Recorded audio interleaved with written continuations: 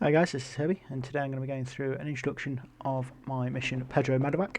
There is already an introduction video to this one, but I was extremely drunk when doing that one, so the idea is that this one I will be sober and actually be able to talk through various features. And also it's been updated since then. So Pedro MEDEVAC is a basically procedural medevac mission using Ace Medical and Cat Medical. So you've got various slots, you've got a security team, medics, helicopter crew and surgeons if you're Cat Medical. Settings are kind of set to do surgeon level, and what it does is it just spawns at your request a medevac mission. So you go out, there's casualties, you evacuate them and do medical aid and stuff. The first is 3 parameters. So the first one is whether or not to make the helicopter invincible. This is set to yes or no. It's defaulted to yes because if the helicopter can be destroyed, it's a bit annoying because you end up just being stranded in the middle of nowhere. AO distance is how far away the objectives can be, so either the whole island, so it'll be determined by the size of the map, 5 kilometres, 10 kilometres or 15 kilometres, that's the maximum distance that they can be. And the number of defenders, this is how many AI will be at each medevac site. So by default it has AI defending the sites, but if you don't want AI, any AI, or you want fewer AI so that your players are having to do more of the fighting, you can set it there. But for this intro I'm just going to do all of the defaults and we'll load in. So if you're not familiar with Cat Medical makes it takes Ace Medical and goes a lot further. It includes things like airway management, includes things like defibrillators and stuff like that, a lot more medications as well. So when we spawn in, it spawns 2 different sites. It spawns a field hospital and it spawns a helicopter site.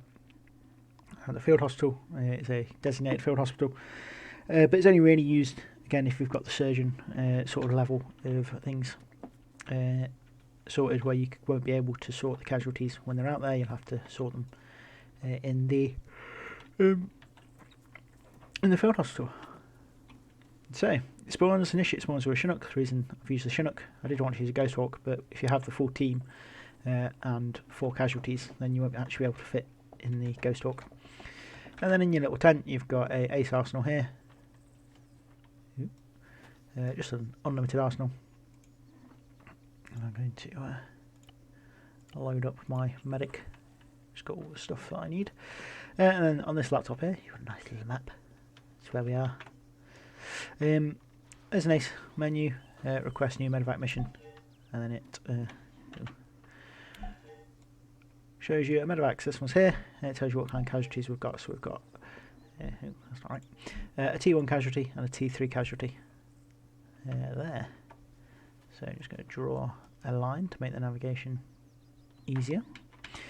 And then playing this on your own, obviously as medic I've also got to be the helicopter crew, but if you're playing it with a team you could have a helicopter pilot. I mean, you could even do things, you could fast rope medics onto the objective and stuff. That'd be cool. I'll get the map up.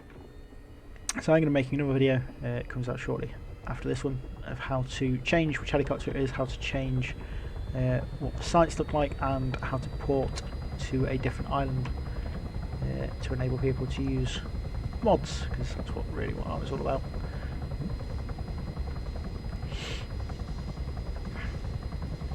So yeah, the idea behind this mission is to do a bit of a co-op practice mode for medics, adding in, so you've got the Company A post mission, which is a single player mission, which is also good for practice, where you just get casualties, deal with them. This adds a bit more pressure in that you can have other players sort of waiting on you, doing security. You've got bullets flying, a bit of a firefight, things like that. And it is very modular, so the intent is that it's very easy to port this to different islands. It's very easy to change like the AI so that you're not just fighting the same guys, you're not just fighting the vanilla guys. It's got a full unlimited arsenal, so you can use different mods. Easy to make a new helicopter, and if you wish, easy to change the change what the helicopter site and what the change what the thingy site looks like. Field hospital look like. That's it. Okay, we are going 260 kilometers now, which is actually quite fast, but it feels very slow when you're moving so far.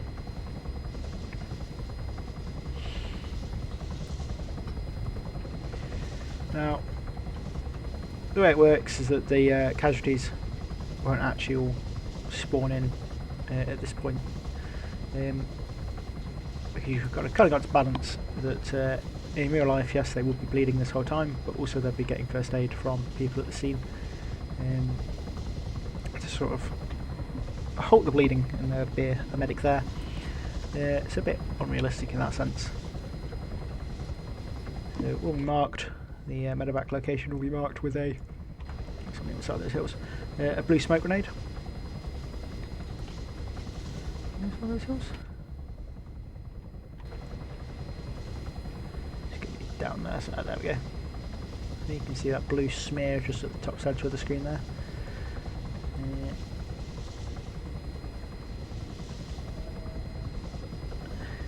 And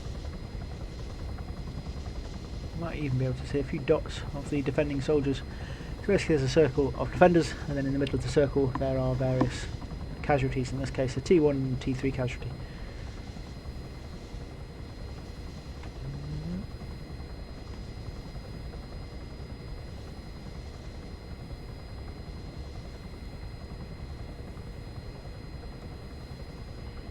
Okay, I never claimed to be an expert pilot.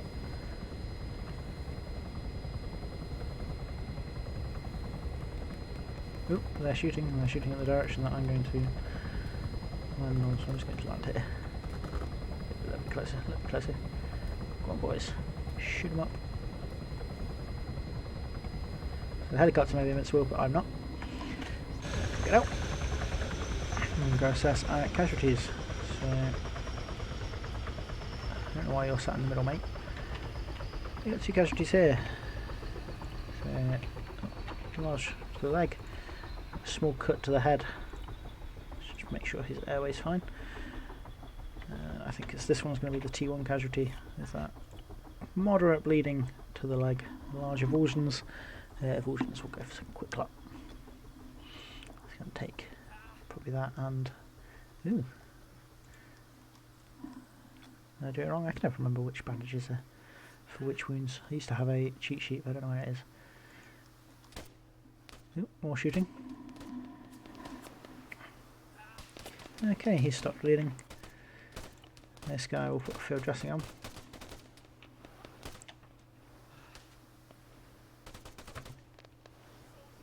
Good, there's a lot of shooting going on.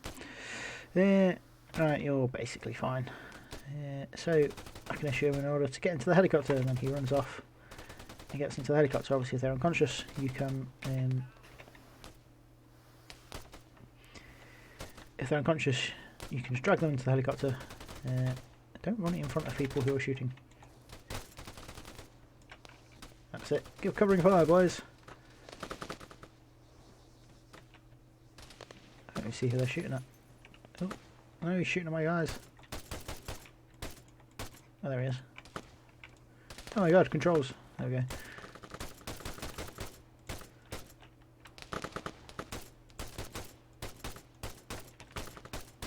Hang on. They are on.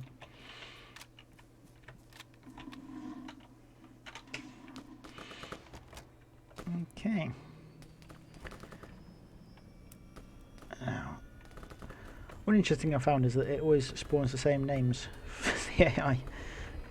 It's always David and Lewis. Why are they getting wounded so much? I don't know.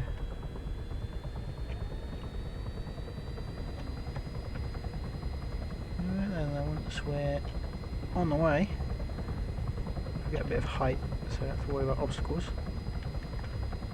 And then I can do some more medicing while we're on the way back. So David Stewart, what were you? Were you my T3 casualty? So we'll just get a quick line on him.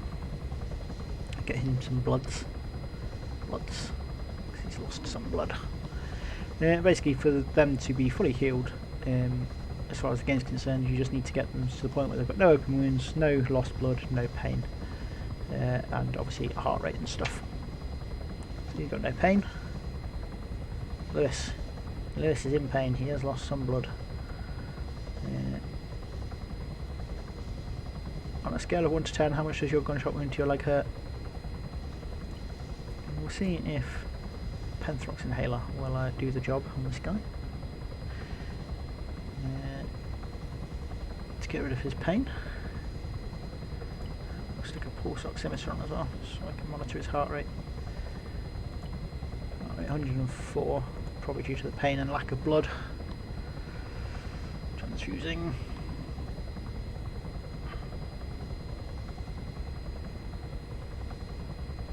There we go. Oh, he's not in pain anymore. My inhaler did the trick. And then we just fly away. And that's basically the mission. Obviously, if you have no AI defenders and you have friendly players helping to defend you, it's so easier. And if your settings are different, you can have. If your settings are different, you can have the medical side be a bit more complex. And there was a bit of a random element. That was quite a simple one.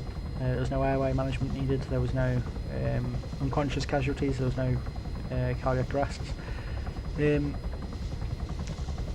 that is just fairly random with the types of casualties that you get. Sometimes it's going to be an easy one, sometimes it's going to be a more difficult one.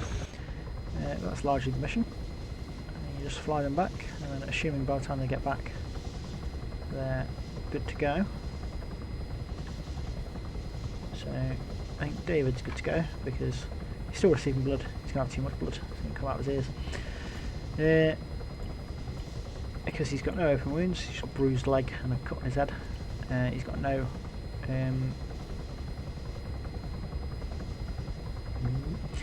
no pain, no lost blood, anything like that.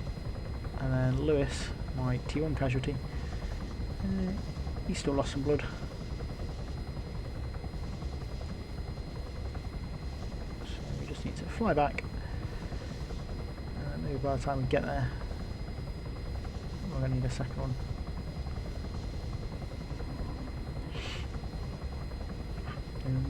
Oh no, we don't. Perfect. So now when we get back to the helipad, they should both despawn, and it should tell me I've done a wonderful job and both the tasks are complete. As I say, I'll do another video in a few moments of how to change the what do you call them? You know what I mean? How to change the island, how to change the AI, change the arsenal, stuff like that.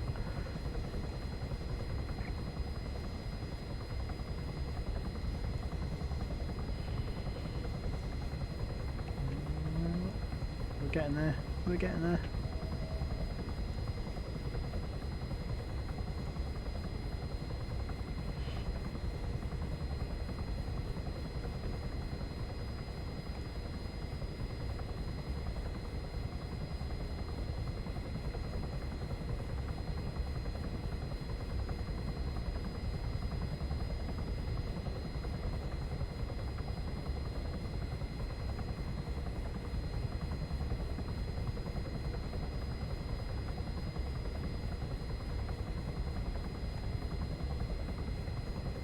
Okay.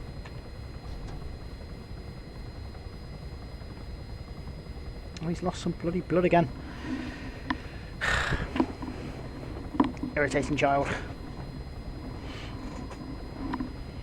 Oh, it lets me show another feature. Anyway. While transfusing him some blood. So we'll get enough time. Because if you do need to get them out, there's an option. Order all AI out of the heli. Where they get out and they run a little way. There we go. The T1 casualty is complete. So that's him. What about you? What's wrong with you? Okay, I don't know what's wrong with him. Just gonna get some painkillers. Ibuprofen. That's all you need, mate.